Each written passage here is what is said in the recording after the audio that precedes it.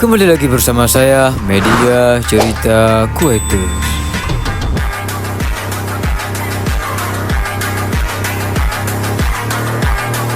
Ketika kalian mengenal Yesus Kristus, maka kalian wajib mengenal Santo Paulus.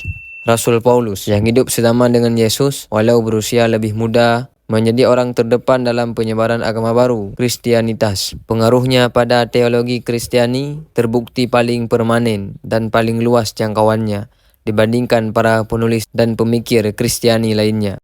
Paulus, juga dikenal sebagai Saulus, dilahirkan di Tarsus, sebuah kota di Silisia, daerah Turki pada saat ini. Meskipun seorang warga negara Romawi, dia memiliki darah keturunan Yahudi. Pada masa mudanya, dia mempelajari bahasa Ibrani dan mendapatkan pendidikan Yahudi yang ketat. Dia juga mempelajari seni membuat tenda. Sebagai seorang pemuda, dia pergi ke Yerusalem untuk belajar di bawah bimbingan Rabi Gamaliel, seorang tokoh pengajar Yahudi. Meski Paulus berada di Yerusalem pada saat bersamaan dengan Yesus, keduanya diragukan pernah bertemu. Setelah wafatnya Yesus, para pengikut awalnya dianggap melakukan bid'ah dan menderita penganiayaan. Untuk beberapa waktu, Paulus ikut pula berpartisipasi dalam penganiayaan ini. Namun, dalam perjalanan ke Damaskus, dia mendapatkan visi di mana Yesus berbicara kepadanya dan dia beralih memeluk agama baru ini. Inilah titik balik kehidupannya. Orang yang pernah menjadi musuh Nasrani menjadi penyebar yang paling bersemangat dan berpengaruh.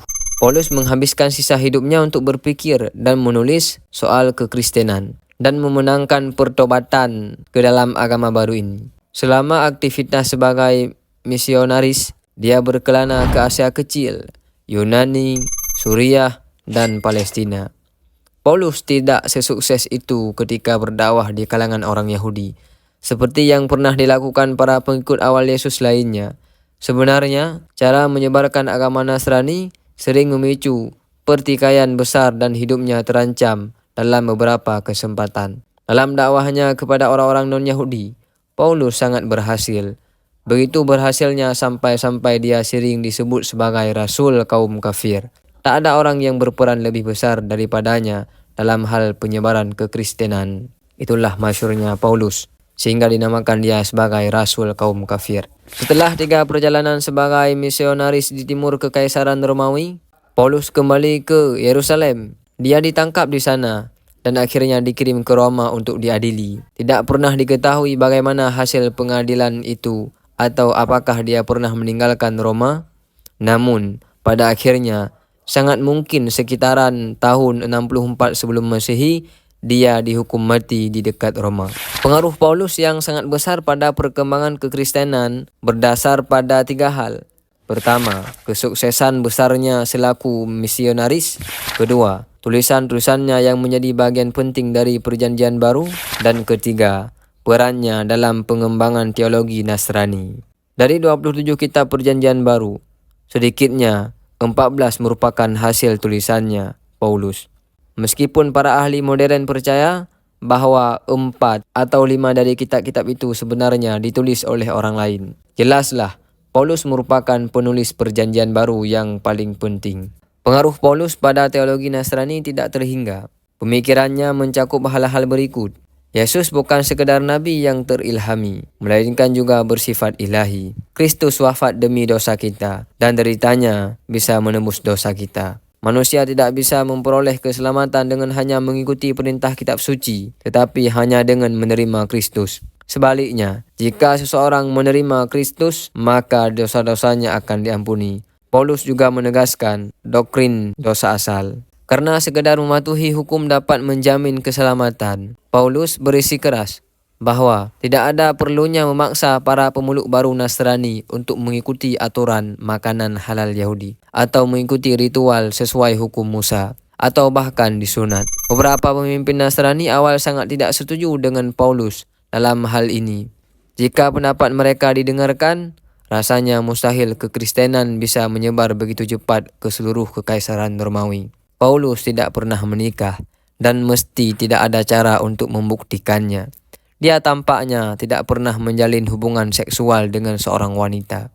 Pandangannya tentang seks dan tentang wanita karena dicantumkan dalam kitab suci, memiliki pengaruh besar dalam sikap kitab suci atas kedua hal itu. Diktum paling terkenal tentang hal ini adalah sebagai berikut. Saya katakan kepada orang-orang yang tidak menikah dan janda-janda, baik kiranya bilanya mereka tetap tinggal dalam keadaan seperti aku, namun bila mereka tak dapat menguasai diri, biarkan mereka menikah, sebab lebih baik menikah daripada hangus terbakar. Paulus juga memiliki pemikiran yang agak keras tentang posisi yang seharusnya ditempati wanita. Seharusnya wanita terdiam dan menerima ajaran dengan patuh. Aku tidak mengizinkan wanita mengajar dan juga tidak mengizinkannya memerintahkan pria. Hendaklah ia berdiam diri. Karena Adam yang pertama dibuat, kemudian barulah Hawa. Pemikiran serupa barangkali dinyatakan paling keras dalam Korintus. Tidak diragukan lagi. Dalam ayat-ayat ini, Paulus tengah menyatakan sebuah pandangan yang dipegang oleh banyak tokoh semasanya. Patut dicatat bahwa Yesus tampaknya tidak pernah membuat pernyataan semacam ini. Paulus, melebihi orang lain, bertanggung jawab atas transformasi kekristenan dari sebuah sekte Yahudi menjadi sebuah agama universal. Pemikiran sentralnya tentang keilahian Yesus dan pembenaran oleh imam semata tetap menjadi pemikiran dasar para penganut Kristen selama abad-abad berikutnya. Semua ahli teologi Nasrani berikutnya, termasuk Agustinus, Aquinas, Luther, dan Calvin, dipengaruhi secara mendasar oleh tulisan-tulisan Paulus. Jelaslah, pengaruh pemikiran-pemikiran Paulus begitu besarnya sampai-sampai beberapa ahli mengklaim Pauluslah, bukan Yesus, yang harus dianggap sebagai pendiri utama agama Nasrani. Pandangan ini rasanya terlalu ekstrim.